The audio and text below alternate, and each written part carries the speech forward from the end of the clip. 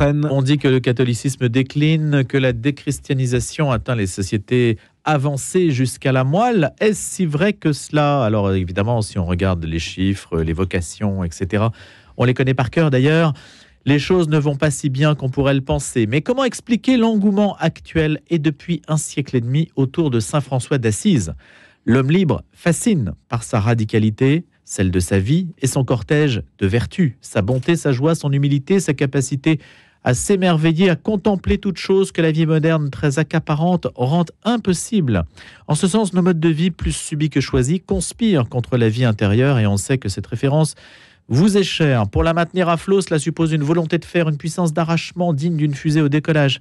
Il n'empêche, saint François d'Assise suscite une abondante littérature dont la vitalité ne se dément pas. Écrivain, poète, historien, musicien, dramaturge, cinéaste, tous ont quelque chose à dire sur le Poverello.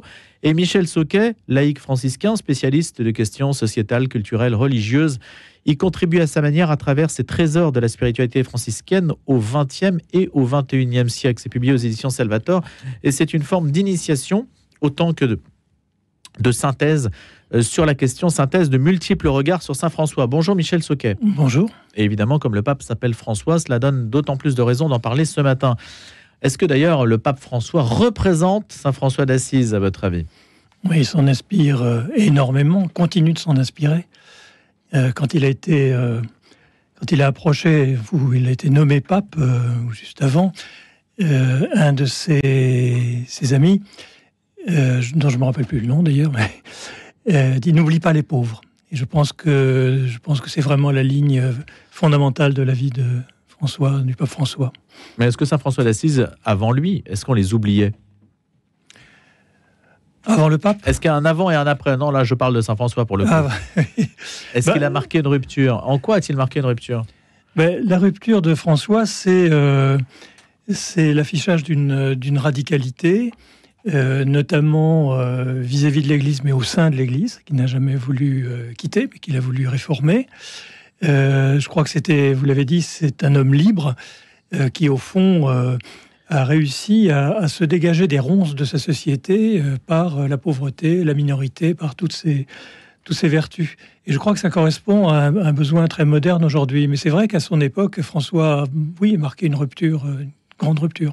Mais il aurait pu devenir un Martin Luther, par exemple, et créer une forme de protestantisme. Il n'a pas voulu. De même que vis-à-vis du clergé, parce que l'Église, dans ce temps-là, on ne va pas se raconter d'histoire. Elle était encore dans une situation bien plus préoccupante que celle d'aujourd'hui, hein, à tout point de vue. Un point de vue du luxe, de la simonie, des abus, de tout ce qu'on veut.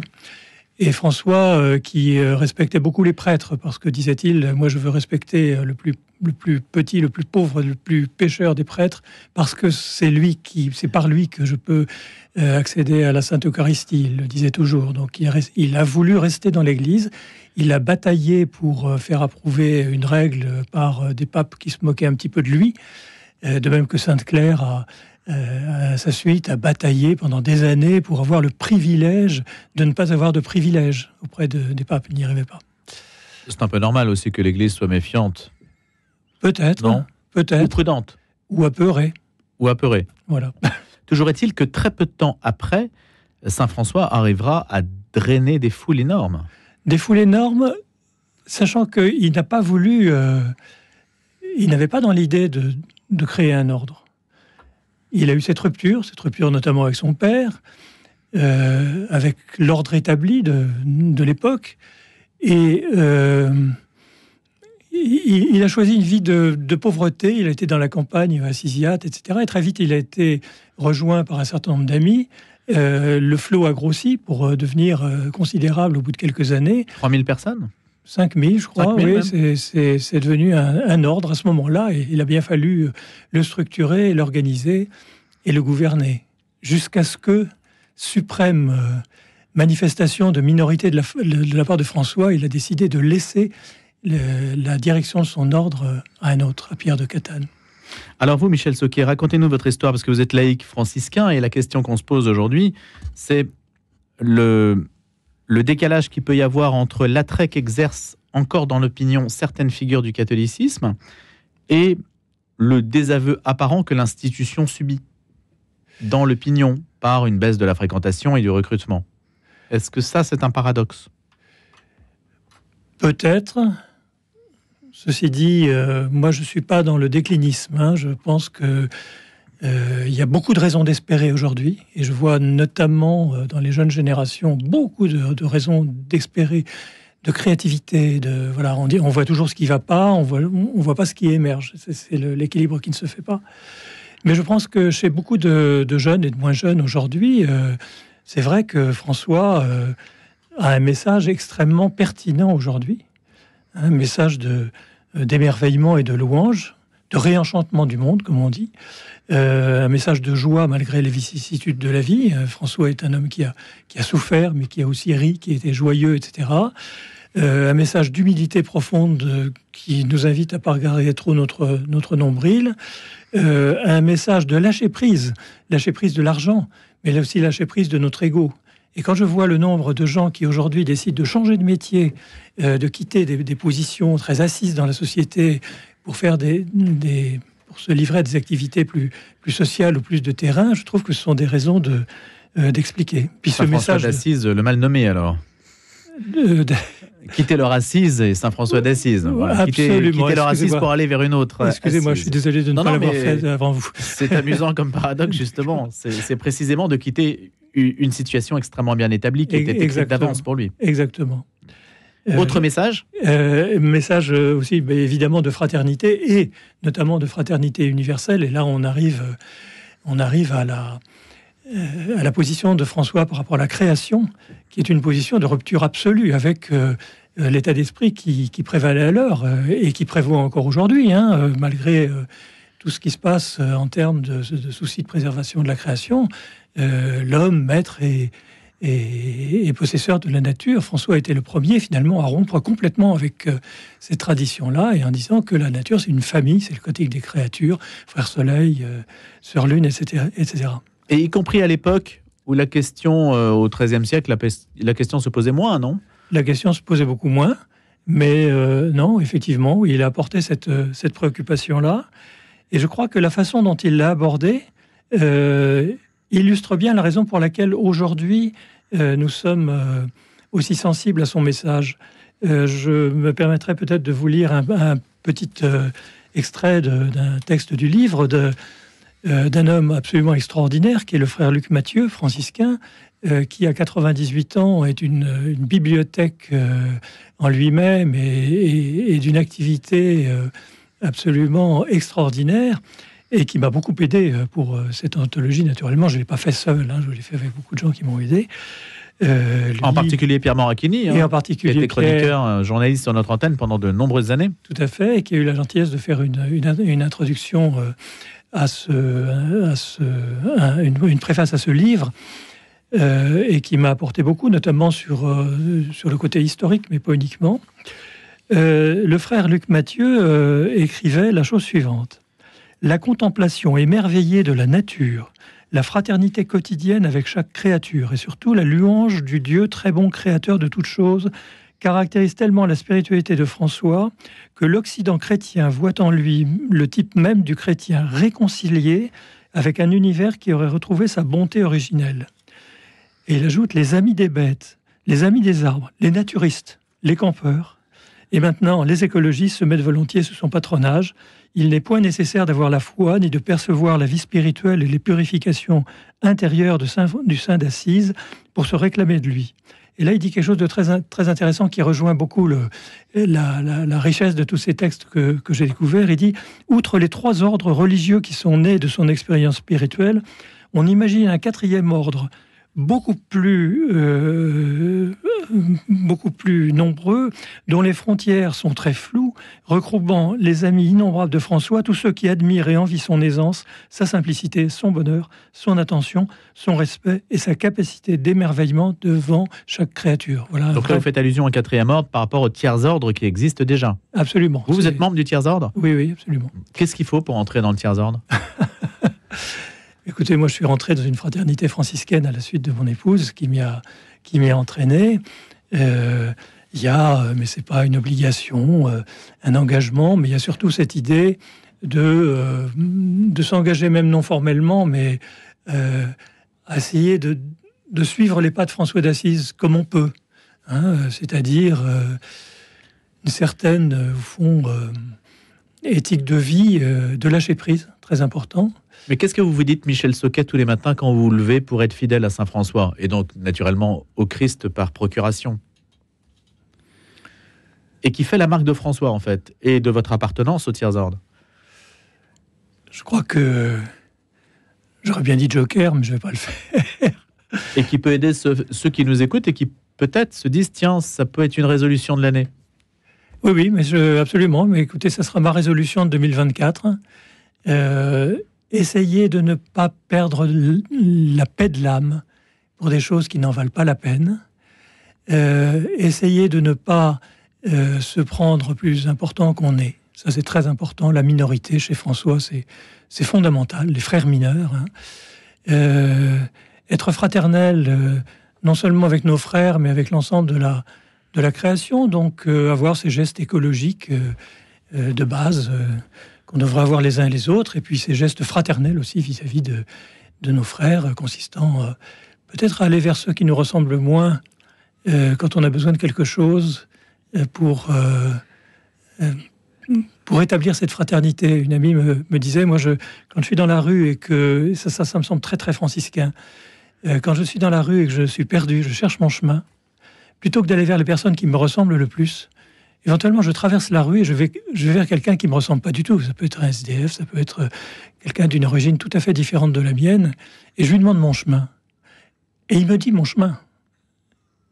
Et cet homme ou cette femme, à qui peut-être on n'a jamais rien demandé, reçoit là quelque chose par le fait que je lui demande quelque chose et que j'ai besoin d'elle. Je crois qu'il y a là un exemple de geste fraternel, à l'instar des gestes écologiques qu'on peut avoir les uns les autres. Maintenant, Michel Soquet, il y a beaucoup de séparateurs dans notre société. Pour prendre votre exemple, aujourd'hui, on ne demande plus son chemin parce qu'on a des GPS sur les téléphones. De même qu'on ne donne plus de pièces de monnaie parce qu'il n'y a plus d'argent liquide pour les personnes sans abri, ou de moins en moins d'argent liquide. Ça a l'air de petites choses, mais finalement, ce sont des liens avec autrui qui disparaissent. C'est vrai, des liens directs avec autrui, en termes de, je dirais, de contribution financière aux besoins des uns et des autres. Notons simplement, parmi les choses qui émergent, qui vont bien, le système des caisses de supermarchés qui propose d'arrondir la somme qu'on doit payer pour soutenir telle ou telle association. Ça donne des sommes très considérables. Et même, je crois, même pour les sans-abri, il existe des comptes dématérialisés sur lesquels on peut donner. Voilà. Est-ce qu'il a été inventif, Saint-François, à son époque, de ce point de vue-là, puisque l'abbé Pierre que vous citez, qui est entré dans les ordres à 19 ans, l'abbé Pierre. Oui. Est-ce qu'il s'est caractérisé aussi, c'est une figure qui s'est aussi caractérisée par son innovation, son esprit d'entreprise. C'était le cas pour François ? Alors François avait-il l'esprit d'entreprise Ce qui est intéressant quand même, c'est la jeunesse de François, jeunesse dorée, fils d'un riche marchand, qui le destinait d'ailleurs à prendre sa suite et qui a rompu avec ce projet-là, mais qui a appris dans la boutique de son père la diplomatie, le fait finalement de convaincre les gens. Les gens venaient chez lui, il était tellement joyeux et tellement avenant qu'il repartait avec du drap qu'il n'avait pas du tout prévu d'acheter parce qu'ils étaient venus pour le voir. Et ça, pendant toute sa vie, c'est resté. Cette joie, cette capacité d'enthousiasme et d'organisation, je ne sais pas. L'organisation, François a innové par sa règle qui était très radicale. Qu'est-ce qu'il y avait de le plus radical dans sa règle ? Eh bien, ne considérer l'argent comme, j'ose pas dire le mot qu'il a utilisé pourtant, mais enfin comme du déchet, et s'en méfier. Et puis la fraternité, et que cette idée que nous serons appelés frères mineurs. Nul ne doit dominer l'autre. Nous sommes dans un système d'égalité, je ne sais pas si c'est d'égalité, mais en tout cas d'harmonie mutuelle qui fait que nous ne sommes pas dans un régime d'autorité hiérarchique, etc. Et pourtant, il n'était pas communiste. Non. Alors qu'il n'y a pas d'argent et il n'y a pas de hiérarchie. Pas d'argent, pas d'hiérarchie, c'est un petit peu chacun selon ses besoins aussi. Oui. Et alors, ce qui est extraordinaire chez François, c'est qu'en même temps, il y a un chapitre de sa règle, moi, qui me fascine. Il dit, moi, je veux que nous, frères, nous soyons habillés de façon très rudimentaire, etc. Mais je nous interdis de juger défavorablement les gens qui s'habillent bien, qui mangent bien. Ça, c'est extraordinaire quand même. Ça n'était pas une pauvreté et un choix de vie revendicatif. C'était un choix de vie d'exemplarité, je pense. Il n'y a aucune revendication chez lui, d'ailleurs. Non, sinon celle de mettre le Seigneur au-dessus de tout et de le suivre. Vous avez parlé d'écologie, et c'est vrai que le détour écologique aujourd'hui permettrait d'accéder à François et de créer des ponts avec des milieux qui sont aujourd'hui plutôt assez éloignés de l'Église. Quand vous parlez de quatrième ordre, justement, cette idée, et d'ailleurs ça se retrouve dans cette anthologie, puisqu'il y a des personnes qui parlent de François alors qu'ils n'ont pas de lien avec le christianisme. Du tout. Du tout, c'est ça qui est intéressant. Un Albert Jacquard. Voilà. Exactement, des gens qui ont eu une vie et qui se sont reconnus comme athées, et qui pourtant sont touchés par François. Est-ce que aujourd'hui ça se matérialise? Est-ce que votre initiative permet de créer des ponts avec d'autres milieux? Est-ce que vous l'avez senti, ça, Michel Soquet? Je ne sais pas, mais en tout cas, être attentifs, nous, les uns et les autres, à ce qui se passe ailleurs, c'était tout à fait essentiel sur le plan de la sauvegarde de la création. Très curieusement, alors on dit toujours cette histoire de l'homme maître et possesseur de la nature, avec laquelle on essaye de rompre les uns et les autres, et je crois que l'évolution actuelle de la société face au réchauffement climatique, etc., mène à ça.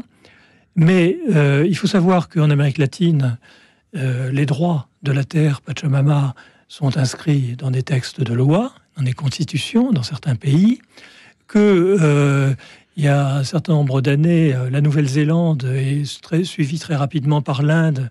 Les parlements de ces pays ont décidé que tel ou tel fleuve, le Gange, le Yamuna, etc., étaient des entités qui avaient le droit d'être défendues. C'est-à-dire qu'on peut faire non pas faire des procès elles-mêmes, un fleuve ne peut pas faire un procès, mais avoir des avocats qui font ces procès. Donc il y a tout un tas de choses qui se passent un petit peu partout dans le monde et qui montrent que cette idée d'un homme qui aurait tous les droits et d'une nature qui n'en aurait pas d'autre que celle d'être exploitée, eh bien tout ça, c'est en train d'évoluer rapidement. Et vous y voyez la main de François? Non. Parce que lui ne s'est pas prononcé pour ce type de revendication, précisément. Non, mais enfin ma connaissance. De même que je pense que le monde entier n'est pas supposé vivre dans une éthique purement chrétienne, etc. De même, je pense que François, voilà, c'est une spiritualité. Il y a d'autres spiritualités qui sont tout aussi valables, et que on va pas. Ce serait tout à fait contraire à l'esprit de François de vouloir faire du prosélytisme franciscain à ce sujet-là. Comment expliquez-vous le fait que le XXe siècle et le XXIe donc ait marqué un rebond de l'intérêt pour François depuis une biographie qui est sortie en 1880, je crois, de Patrick Sabatier, c'est ça? Voilà, de Paul Sabatier, qui était un pasteur protestant. Qui a eu un succès énorme, qui a été traduite en une vingtaine de langues. Et donc ça a été le rebond à la fin du 19e qui ne s'est pas démenti depuis lors. Oui, alors avant, effectivement, il n'y avait pas beaucoup de littérature sur François. Enfin si, il y en a eu beaucoup à l'époque de François et juste après, mais il y a eu toute une période où il y en avait moins. Et depuis Sabatier, c'est des milliers de livres qui ont été écrits sur Saint François, des biographies, des analyses, etc., historiques ou non. Les biographies, c'est incroyable. Vous allez à la procure, toutes les semaines, non, j'exagère, peut-être tous les 3 mois, il y a une nouvelle biographie de François qui sort. C'est un sujet comme Napoléon, en fait. Absolument. Et le grand public s'y intéresse, ça marche. Oui, sinon, il n'y en aurait pas. Je ne sais pas dire, mais quand je vois qu'au fond, le grand public il s'y intéresse aussi à travers le pape François, mais aussi des hommes d'église comme Thomas Merton, Timothy Radcliffe, etc., des protestants. Frère Roger a parlé, il y a des textes de Frère Roger ici, de France Quéré, Mathieu Ricard, bouddhiste, etc. Et puis les grands écrivains quand même, qui sont lus par un très grand public. François, écrivain et poète, François Cheng, Bobin, Julien Green, Madeleine Derbrel, Kazantzakis, Mauriac. Tous ces gens-là ont écrit sur François et ont été lus. Et aujourd'hui, regardez, dans la société civile, un Emmanuel Faber, ancien DG de Danone, parti pour des raisons éthiques de Danone, et grand disciple du franciscain Éloi Leclerc. Il y a des textes de lui ici qui sont absolument magnifiques sur François. Un Xavier Emmanueli, fondateur du SAMU social, etc., parle de François. Donc ça rejoint beaucoup d'auteurs très, très contemporains. Et comme vous le disiez tout à l'heure, qui ne sont pas forcément chrétiens, Albert Jacquard, Michel Serres, Clémenceau. Mais c'est une figure aujourd'hui, Michel Soquet, qui n'est pas confondue dans l'esprit du public en tout cas, ou du public qui s'intéresse un peu à ces choses-là, qui n'est pas confondue avec l'institution en tant que telle. Elle est un petit peu à côté. Vous voyez ce que je veux dire ? Elle est dedans, pour nous elle est dedans, mais pour beaucoup elle est un petit peu à côté, un peu différente, elle s'indistingue. Parce que c'est un choix radical qui est fait et qui est censé être en vérité en dehors de toutes les logiques de pouvoir. Alors, disons quand même tout de suite que ce qu'on appelle la famille franciscaine, c'est-à-dire premier ordre, les capucins franciscains, deuxième ordre, les clarisses, troisième ordre, les laïcs et les sœurs franciscaines, etc. Beaucoup d'entre eux vivent dans la radicalité, mais pas la totalité, notamment chez les laïcs. Les laïcs, on n'est pas tous forcément pauvres et très, très loin de là. Donc, on ne va pas dire que c'est un mouvement qui est exemplaire, un mouvement... une famille religieuse qui est exemplaire par sa façon de vivre. Je pense que beaucoup dans cette famille sont exemplaires, mais tous non, et moi encore moins. Donc, une famille à part, je ne sais pas. En revanche, on peut quand même remarquer qu'il y a un léger problème avec François d'Assise et ce qui tourne autour. C'est que l'image de François d'Assise qu'ont beaucoup de gens, c'est l'image de François parlant aux oiseaux, les petits oiseaux, les fleurs, etc. Et que c'est beaucoup plus profond que ça. Ça ne se résume pas à tout cela. Mais il y a une image, et cette image est en soi déjà un capital important pour attirer à soi. Bien sûr. Et à travers les Fioretti, on trouve beaucoup de leçons de vie pour nous. Je pense qu'on n'a pas le temps d'en parler, mais l'histoire du loup de Gubbio ou de... Bien sûr. Voilà. En tout cas, cette anthologie, Michel Soquet, constitue déjà une initiation à une véritable bibliothèque franciscaine portative pour ceux qui voudraient aller plus loin avec tous ces textes qui nous initient à la figure, à la pensée, à la vie de Saint François d'Assise. Je remercie Michel Soquet, c'est aux éditions Salvator. Merci Michel Soquet, à bientôt. Merci.